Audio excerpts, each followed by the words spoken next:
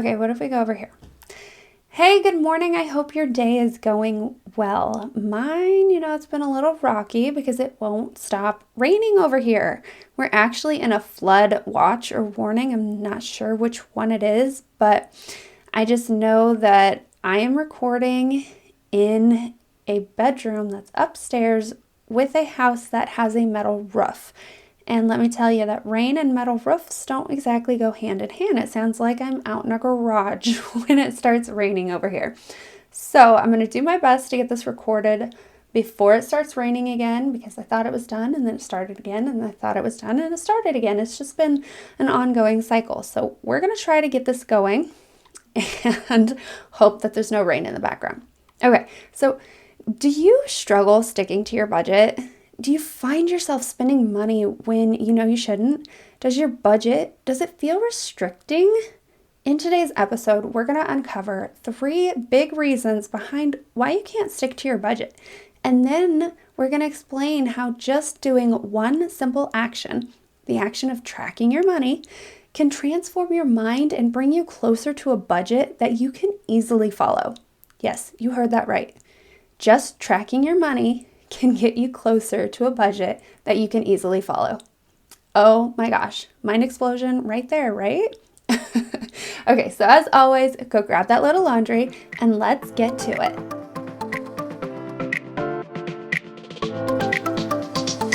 Hey friend, welcome to the One Income Family Podcast. Do you live primarily on your husband's income and find it hard to save or get out of debt? Are you constantly searching for ways to cut costs, live frugally, and do things on a budget? Do you have big dreams only to be stopped by overspending and loosely following your budget? Hey, I'm Molly, and I too have struggled with living and growing a family on one income. But through trial and error and a lot of help from God, my family and I have learned how to live abundantly on less. This podcast will bring you a Christ-centered, simple, and frugal lifestyle, along with how to budget so you can follow it, and time management tips that will transform your budget and your home. So go restart that laundry, grab your Bible, and let's get budgeting.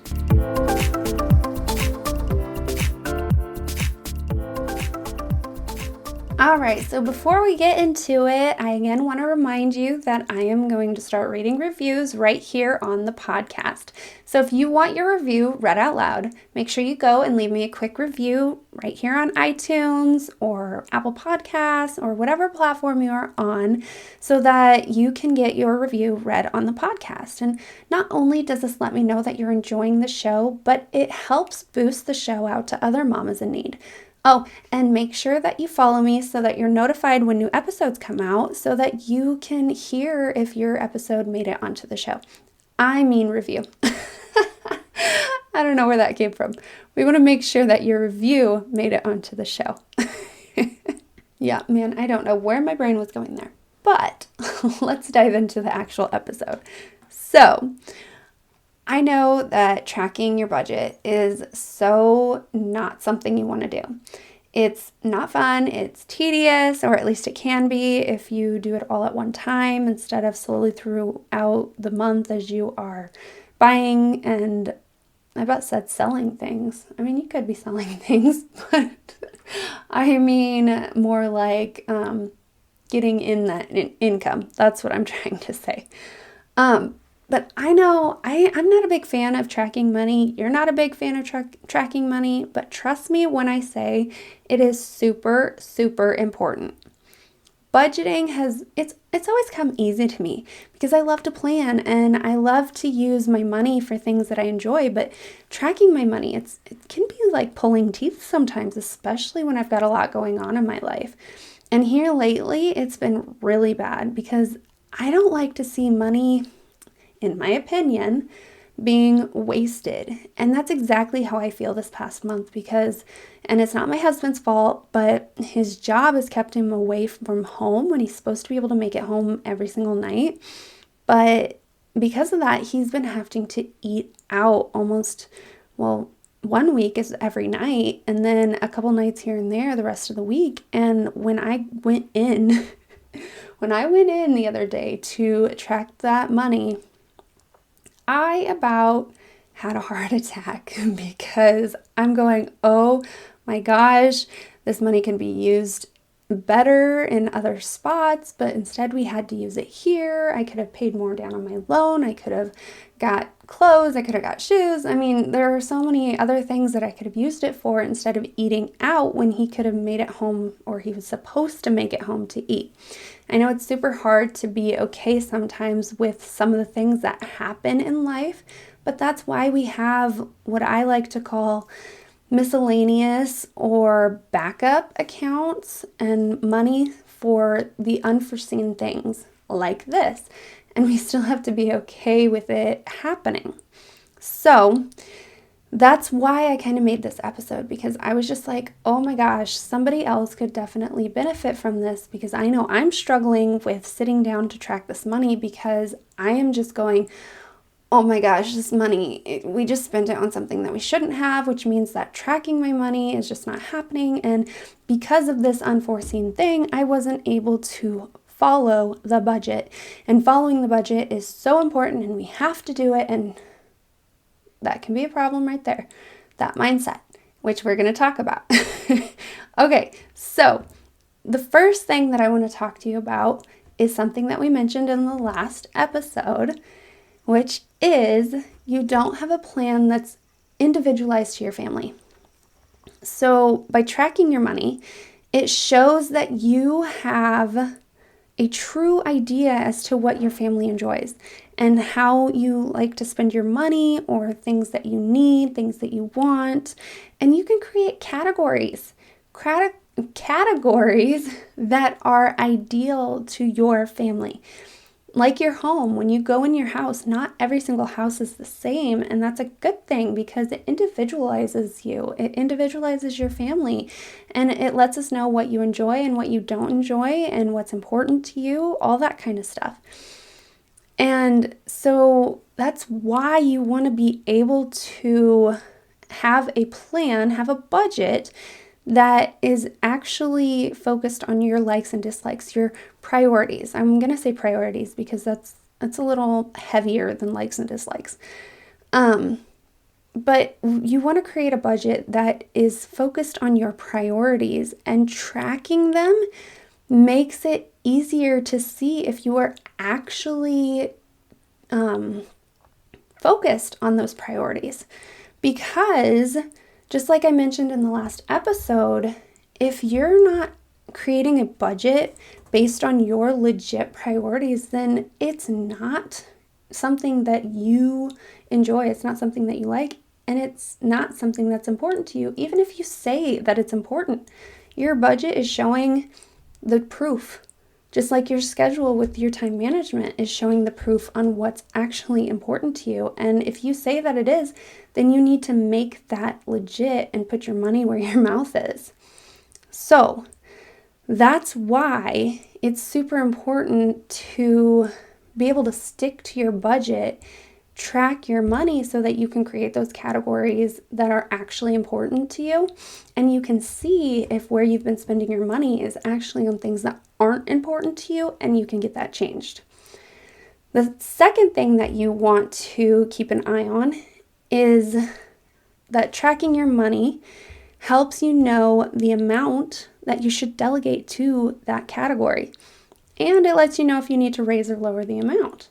So if you have categories that are important to you and you have delegated a certain amount to it, and you're just saying, okay, well, I haven't actually went through my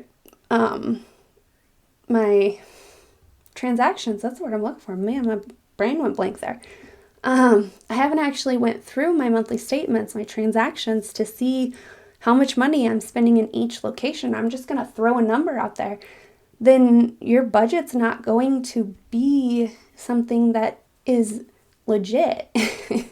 It's going to essentially be like you're throwing spaghetti at the wall and just throwing random numbers out there. So you want to actually know what you're spending, where you're spending it, and then you want to continue to do that by tracking your money so that you know if you need to raise or lower the amount of money that you're putting into those categories. And that may mean that you have to reallocate money in multiple different locations. But that's what it takes. It takes going through trial and error and seeing if that amount of money actually works or if you need to change it. You cannot be set on the amount that you initially put down. You have to allow breathing room. You have to allow that the money can go up and down and that you can move things around, because if you're so stuck, then it's not going to be fun, which I don't want to dive too deep into that because, heck, that's the next point, right? But we want to create a budget that we can easily move money around in and not like have emotions tied to it. That's what I'm trying to say. We don't want our emotions tied to the fact that we have this money coming in or that we can only put a certain amount in each location, otherwise we are going to fail. And that's where you're going to fail, is with that mentality. You have to be okay with the changing of things, with allowing it to ebb and flow, because that's what it's going to do. That's the way life is. Nothing is ever going to stay the same. Your schedule's not going to stay the same. Your job's not going to stay the same. Life changes. And whether you can figure out how to move with the changes, even though some of us, it's hard to handle the changes, but by figuring out how to manage the changes is how you're going to succeed. And the same is with your business, your budget. So then the next thing that I want to talk about is what I kind of already mentioned, and that is that your budget is too tight. It's too stiff. You've created an all or nothing budget and it allows no wiggle room. If you look at things you spend regularly, things that you get, you might actually know the amount, but then you might not. And again, like I was saying, you got to be okay with the ebb and flow of things. If it's so tight that you can't breathe, that's where you're going wrong. That's why you can't stick to it, because nobody enjoys being, micromanaged. Essentially, that's what your budget is doing. It's micromanaging you, and you don't enjoy it. It doesn't flow with who you are as a person. It doesn't flow with your family. It's so tight, you get in trouble every single time. And frankly, that's why you don't like to budget. You don't like the budget telling you what to do.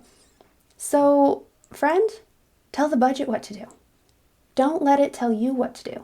Go to it when you have to make a decision and look at the things that you enjoy. Look at the categories that are the embodiment of your family, and decide based on that, based on who your family is, the things that you like, your priorities and all that sort of things. Allow your budget to tell you that stuff. It's a picture of your life, essentially. It's not your manager.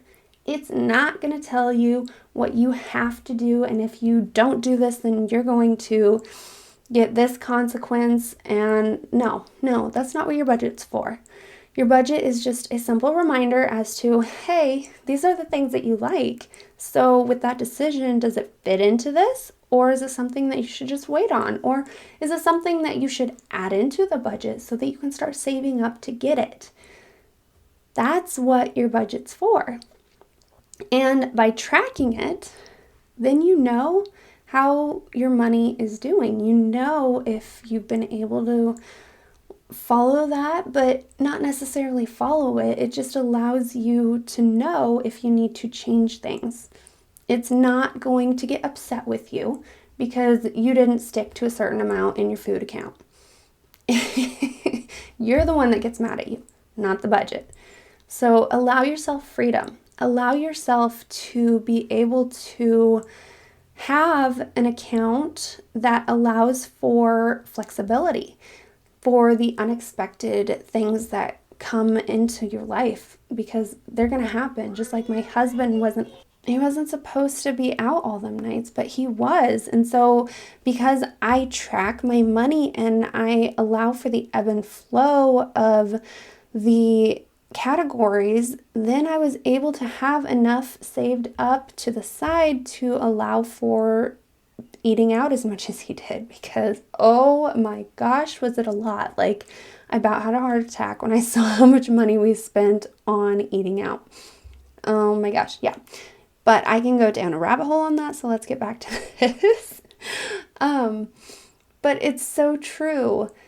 If we are so focused on a certain amount and our budget is too tight, then we aren't giving ourselves breathing room. We aren't giving ourselves the okay to not be perfect.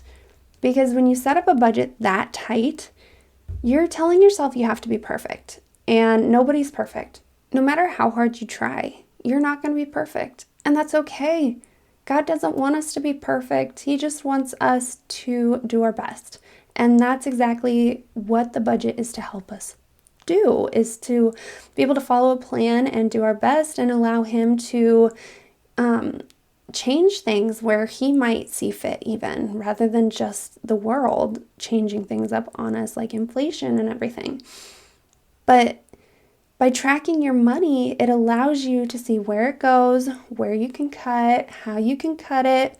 It tells you so much. It's pretty much like KPIs for a business, or when you get performance reviews in your job, it helps you know where you can do better and what you need to change.